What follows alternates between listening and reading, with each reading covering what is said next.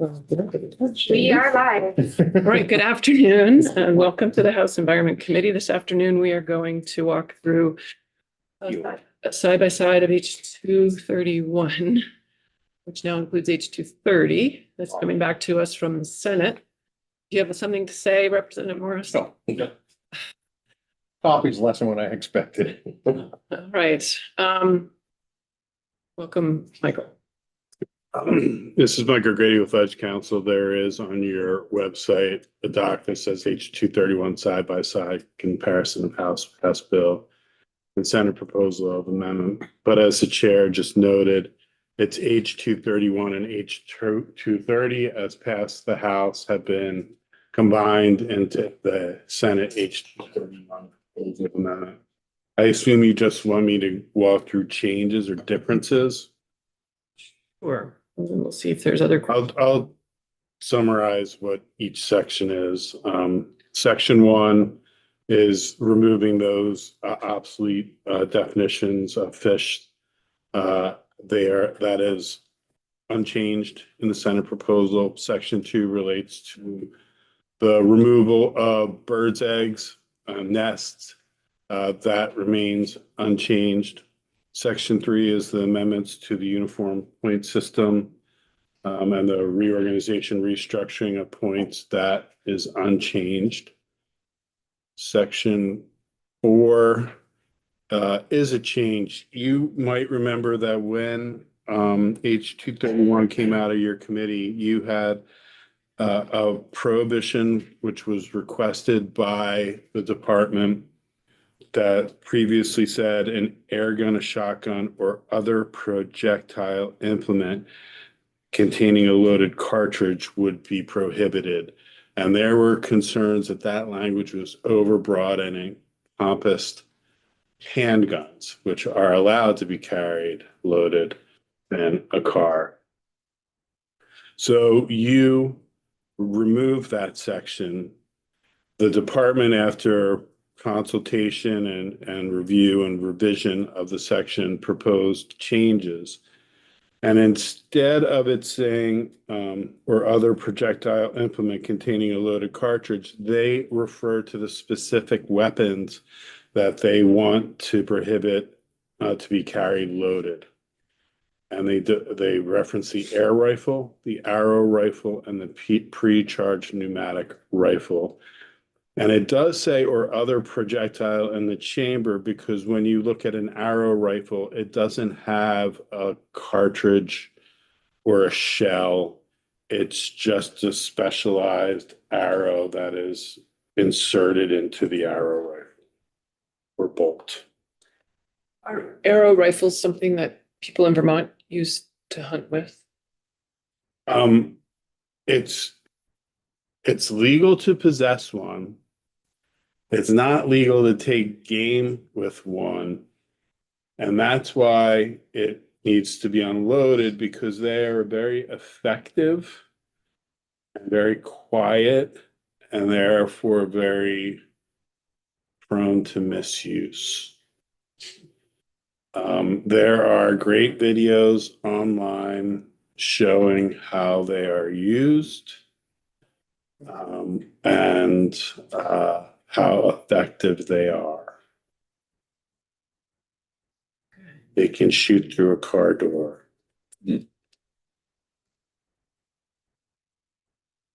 So the department then defined what each of those weapons are.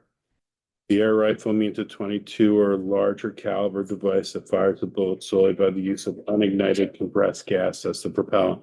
And unignited is a very important term there, because a firearm is something that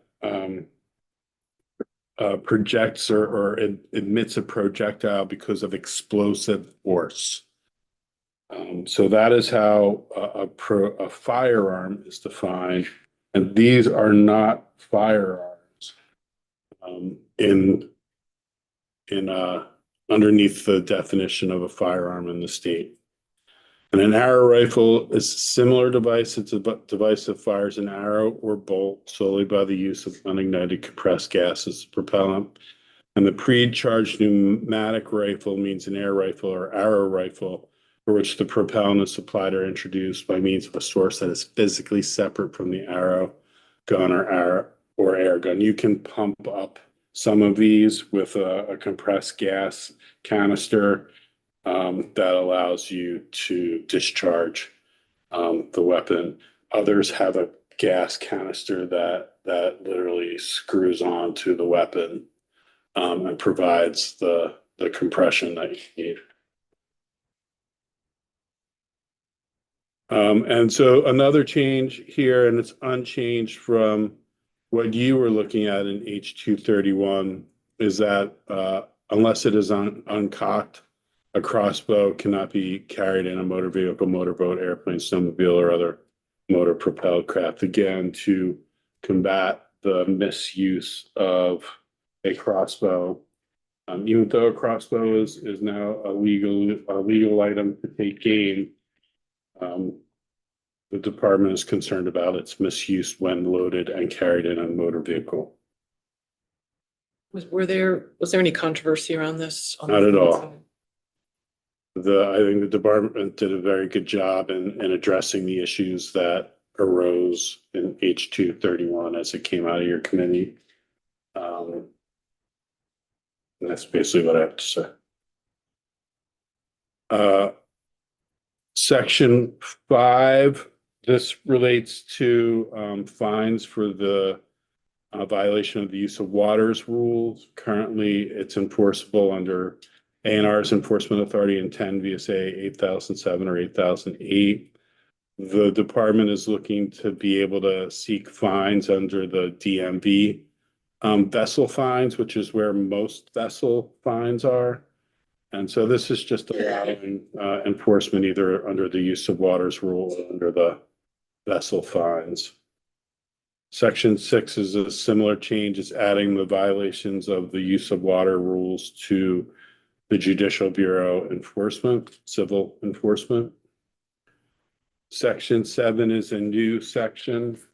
This would provide, and you can see this on page 9 of the side-by-side. It would provide a person with developmental disabilities who's a Vermont resident with a pre-permanent fishing license upon a submission to the commissioner of a statement from the treating healthcare provider that the person certifies the definition of a person with developmental disabilities. Now, because of concern of license revenue declining and maybe some interested parties thinking that the General Assembly gives away free licenses too much, there is a provision that will require the commissioner to maintain an accounting of lost revenue due to the issuance of free licenses and an annual report to you of that accounting. So you know what license revenue is lost because of free licenses.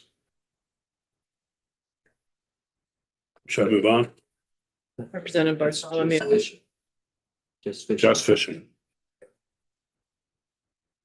So then you will see on the House passed or as passed House column, the provisions from H230 as passed the House.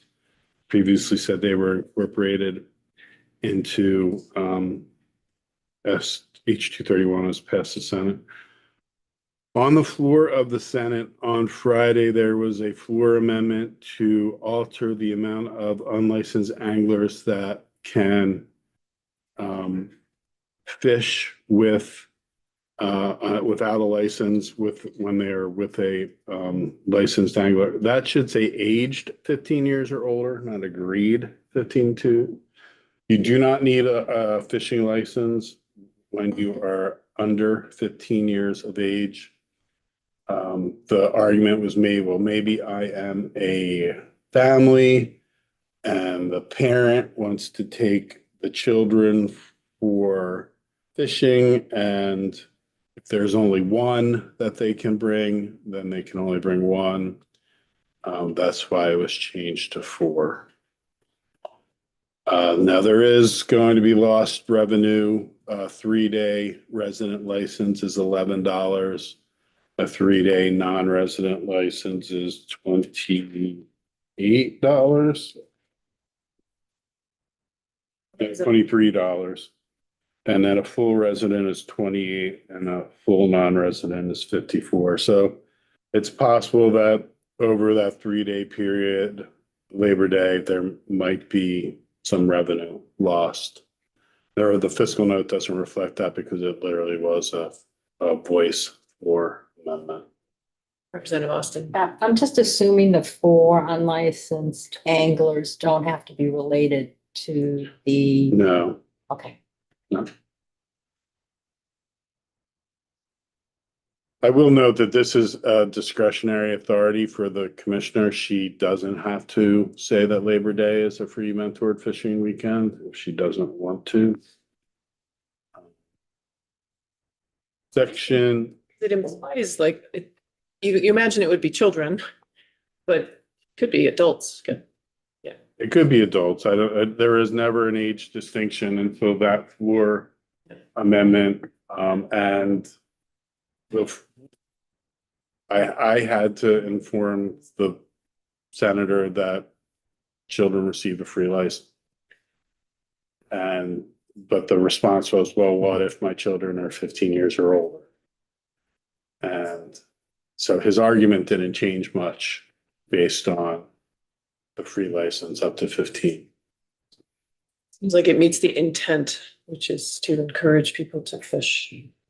Representative Sackman. So does that mean then that if you're under 15 years old, you have to, even though it's free, you have to get a license to fish that weekend? No, if you're under 15 you do not need a license. Oh, you don't need a license at all. Okay. Any proof that you're under 15? Good luck. Your voting card. Representative North. Also, does this even mean if 4 buddies came up from New Jersey for the weekend, one of them gets a license and the other 3 fish for free? Yeah, does mean that. All right.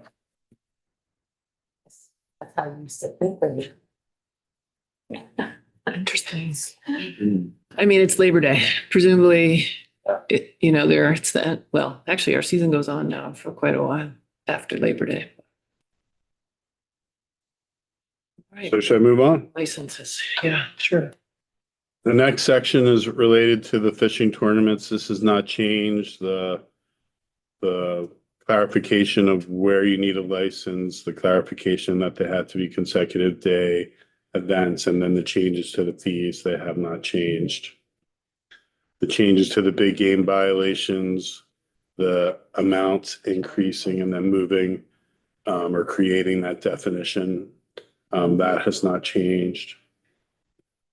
Section 11 of the Senate is the first section related to changing the venue / jurisdiction of the Judicial Bureau over minor fish and wildlife violations or fish and wildlife violations. Section 12 adds that subdivision 8 to the list of minor violations that are enforceable in the Judicial Bureau. And so it's except for the big game offenses, et cetera, that has not changed. Then you get to the section on the taking of reptiles of amphibians. This is largely not changed, except in section 14, where you had that authority for a person to continue to own a legally acquired pet that they acquired prior to July 1, 2025. The Senate has also included an inventory exception. So a person shall not import, possess, or sell in the state a pond slide or turtle, provided that the person may continue to possess that turtle that was legally acquired as a pet prior to July 1, 2025, or that was legally acquired from a pet dealer or commercial collection permittee authorized to sell turtles under subdivision 1B. Now, 1B provides a person with a valid pet dealer permit or commercial collection permit may possess and sell a turtle that the person can document they had possession of prior to July 1, 2025. Now, the argument here is that unless you provide an inventory exception, the pet dealer has an incentive to just release them to the wild. The Senate committee wanted to have these dealt with legally and above board. And they also think because of the limitation on the sale of the pond slider, that these will be more valuable and will move more quickly than they may have in the past. How does one document that they had possession before a date certain? Well, you're gonna need a pet dealer permit or a commercial collection permit, and you're gonna have to have an invoice for the collection of that animal. How do you prove it's that animal? I mean. VIN number. Yeah. I will leave that to the discretion of the department.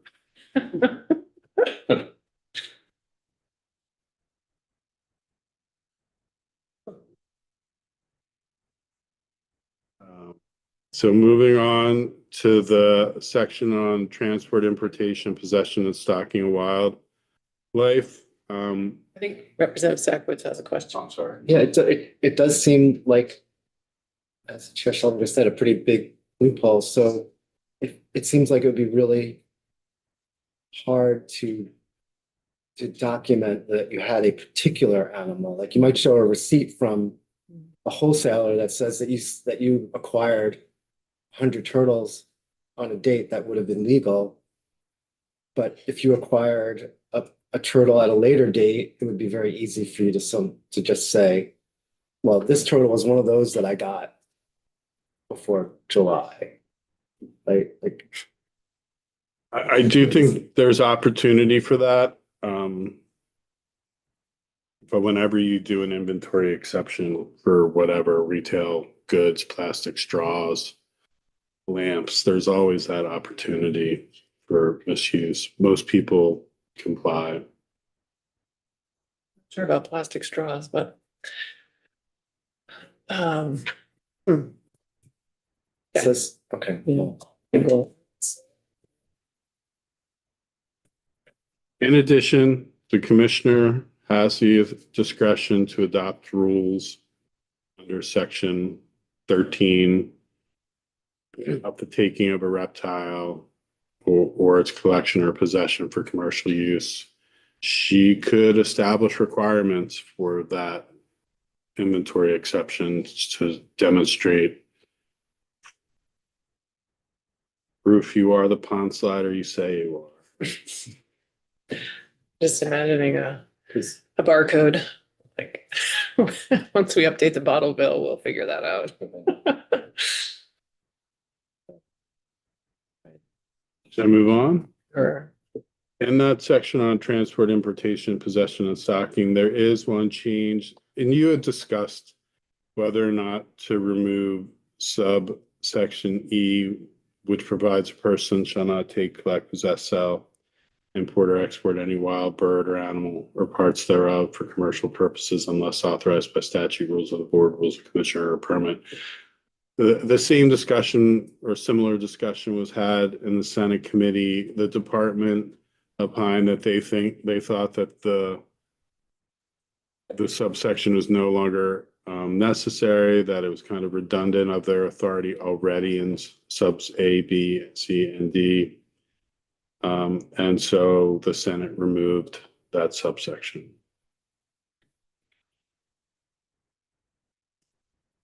And then moving on from there, section 16 in the Senate proposal is the clarification of the threatened and endangered species violations. That has not changed.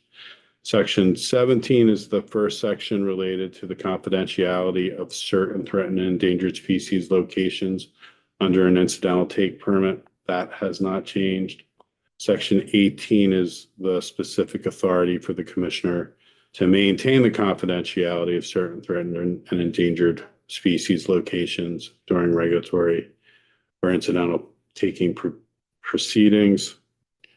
Section 19, it relates to eliminating that authority for reimbursement of a farmer for deer or bear damage. That would be repealed under both proposals.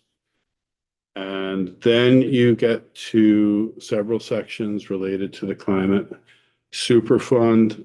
These sections, or some of them, were in H319 as it passed the House.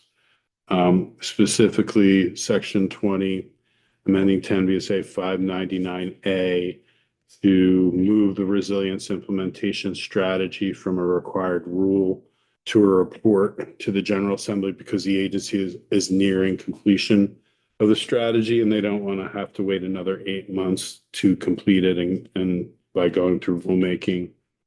And similarly, in section 21, the requirement that they begin the rulemaking for the resilience strategy and end it by a certain date is no longer necessary because they're not doing it by rule anymore.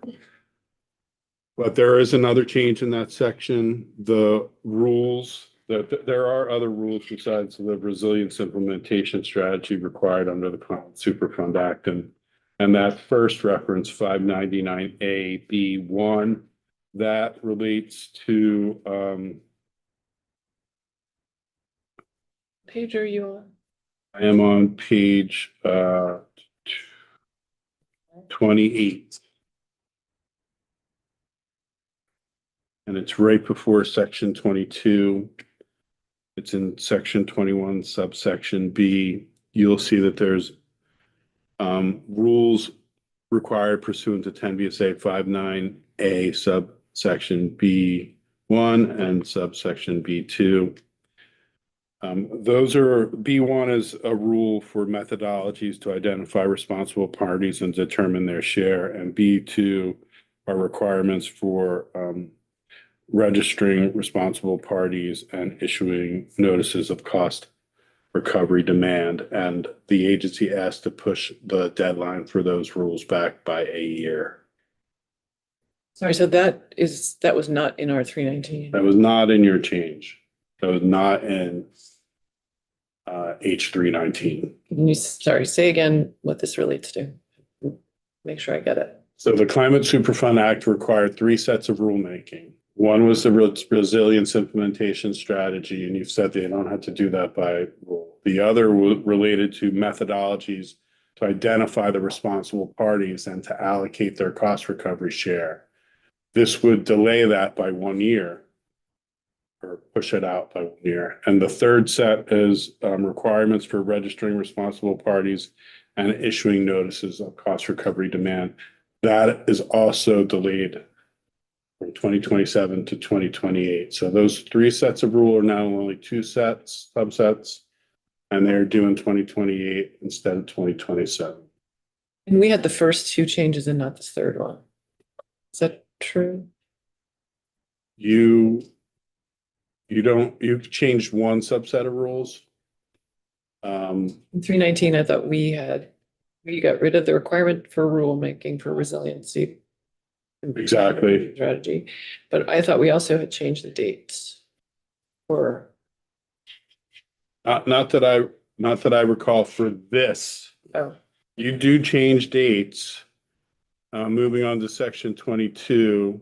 This isn't a date change. This is a change to what is a covered greenhouse gas emissions, moving its measurement from the greenhouse gases released into the atmosphere during the covered period and to the use of fossil fuels extracted or refined by an entity during the covered period. That will be easier to calculate, and it's consistent with the New York Superfund, Climate Superfund law as well. we had that section in ours. I don't think so. Hmm. But I can confirm that. You're looking right now. And then section 23 is a conforming change. Because you've defined covered greenhouse gases the way that you have, you don't need to reference the covered period during any reference to the covered greenhouse gases. These are just conforming changes. Then you get to the state treasurer's report. This pushes back the treasurer's report from 2026 to 2027. And then makes another one of those covered greenhouse gas conforming changes. You don't need to reference the period because the covered period is a defined term. It's already incorporated into the definition of covered greenhouse gas. And then you change, or you basically do another conforming change in the categorized calculation of cost that the state treasurer is going to issue. And then you come to the effective dates. The climate super fund changes take effect on passage. All other sections take effect July 1, 2025, except the free fishing license for persons with developmental disabilities is January 1, 2026. And that is because the department likes to make those license changes out of season and before they've published the relevant handbook for the activity, and they have the fishing handbook out now. So January would be a preferable timeframe for them. Members have questions. Representative Bartholomew. Section numbering question. Maybe I lost count, but up to section 19 of the Senate version, we're at 12. I only noticed a few sections added, so why are there 7? Or at the top of 24 is where I'm looking. Maybe I missed some, but I thought I saw only 2 or 3 sections added before that.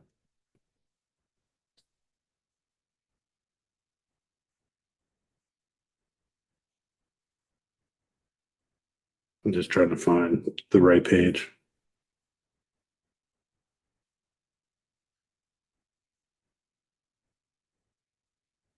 I'm not finding it.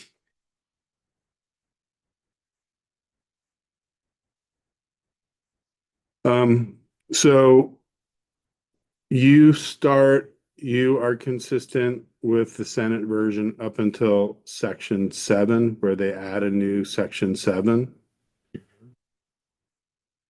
So they have 7 sections at that point, and then they restart at 1. And there's your difference of 7 sections.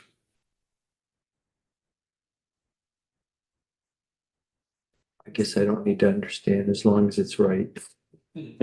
So their section 8 was your section 1 from H230. Oh, okay. Okay. Got it. Thanks. Any other questions? Representative Austin. Was there a recent ruling like this weekend that came out where, I don't know if it was New York or where a court awarded a super fund, a group money? There was something, but I haven't had time Yeah, to read it. okay. But it looked like the court sided with, Yes, I only saw the blurb on Plaintiff. one of my email okay. updates and I didn't have time to read it. Sorry, it looked like the court sided with who? That, yes. Plaintiff. I missed sort of the beginning of the case, like, so. So the group, and I don't know what group it is, and I don't know what state it is, that sued for funding for damages by fossil fuels was awarded money for the damages. Was it The Montana? Montana kids, I don't know. Oh, yeah, but it just was interesting to me that they did get awarded funding.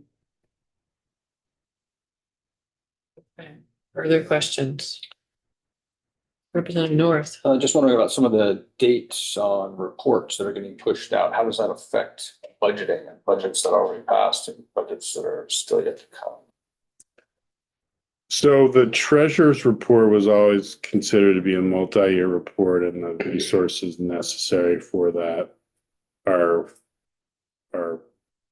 contemplated for that. So I don't think that will affect budgeting. And for the climate super fund program, they were seeking an employee in addition to an employee that they had already received. So if it's an employee, it stays part of the, and it's not limited, temporary, etc., then it becomes part of the base budget. So just going forward as part of the base budget.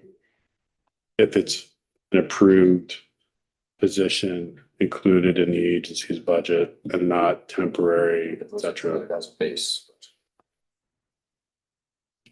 All right, so this is on the notice calendar today. It's up for action tomorrow. Not seeing a lot of questions about it. Are we ready to take a straw poll on it? Representative Morris. We have the colonel here and with the addition of the air rifle and arrow rifle, et cetera. I previously had asked about paintball guns because they have a separate canister.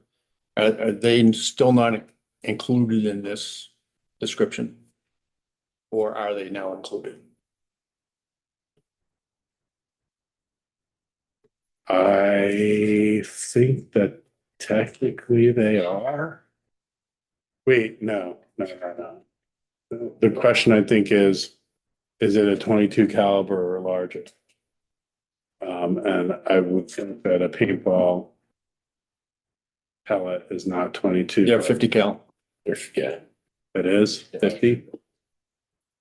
Yeah.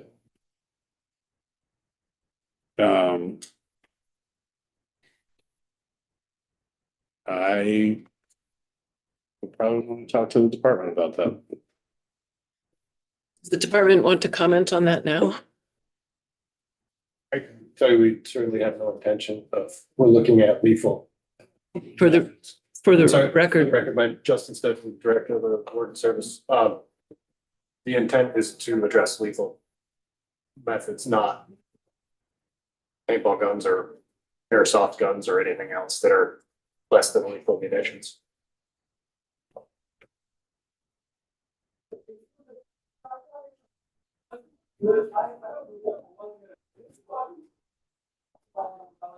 well, if we take our straw poll vote, we can go join the fun. All right, folks. All right, I'm going to ask for the straw poll. All those in favor of concurring with the Senate proposal of amendment to H 231, raise your hand. I am seeing everyone. That is 11-0-0 in a straw poll. Representative Sakowicz reported the majority of this bill, but Representative Chapin, you reported 319 that had the, no, who did 319? I can do You did both. Great, you're on. Awesome. All right, and then we have PFAS tomorrow also on the floor. And I think 319 may be, did it get moved? Did it get committed to committee? It is still on the calendar. It was passed over today. Hmm. There was no motion to recommit it. That's, I guess, all I really can say at this point. Okay. All right, and we're on the floor at 2:30? There's three. At 3, and then back in committee at, I mean, I don't know, hopefully 3:30. Stay tuned. No. Thank you, Michael. What's at 3:30? Testimony, not you. Okay. Don't worry. Wait, you didn't get the memo? We're introducing a new bill. And we already did the straw poll on 234. Right? We did, So and you have that. Great. that was unanimous. Was unanimous as well. Right. All right. Thank you all. We are